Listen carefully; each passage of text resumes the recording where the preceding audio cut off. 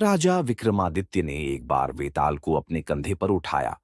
वेताल ने अपने अंदाज में एक नई कहानी सुनानी शुरू की। एक जंगल में एक तपस्वी रहता था। वह तपस्या के साथ साथ 3 शिष्यों को भी शिक्षा देता था। तीनों शिष्य बहुत मेहनती और विद्वान थे, लेकिन उनमें से हर एक के स्वभाव में एक विशेष गुण था। पहला शिष्य बहुत ही परिश्रमी था और कठिन परिश्रम से हर काम पूरा करता था।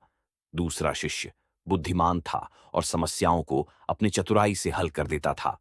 तीसरा शिष्य बड़ा ही वफादार और अपने गुरु के प्रति अत्यधिक सम्मान और समर्पण रखता था। एक दिन तपस्वी ने सोचा कि उन्हें परखना चाहिए।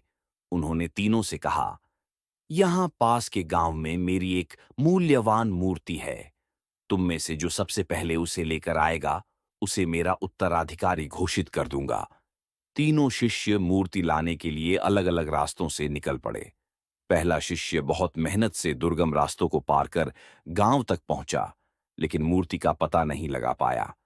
दूसरा शिष्य अपनी बुद्धिमानी से रास्ते का पता लगाकर मूर्ति तक पहुंचा, लेकिन रास्ते में उसे लगा कि मूर्ति का उपयोग वह अपने लाभ के लिए कर सकता है, इसलिए उसने मूर्ति नहीं लाने का निर्णय किया। तीसरा शिष्य गांव पहुंचा, मूर्ति को आदरपूर्वक उठाया और कठिन रास्तों को पार कर गुरु के पास ले आया।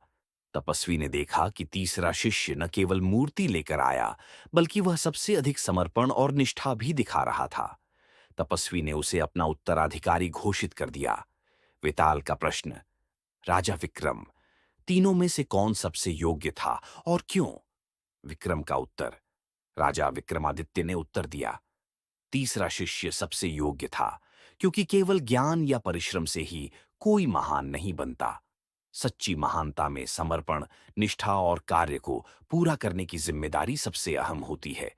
उसने न केवल कार्य पूरा किया, बल्कि गुरु के प्रति अपना आदर और समर्पण भी दिखाया।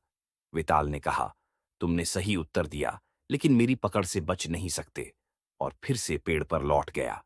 शिक्षा, यह कहानी हमें सिखाती है कि सफलता के लिए मेहनत और बुद्धिमत्ता के साथ साथ निष्ठा और समर्पण का होना भी आवश्यक है।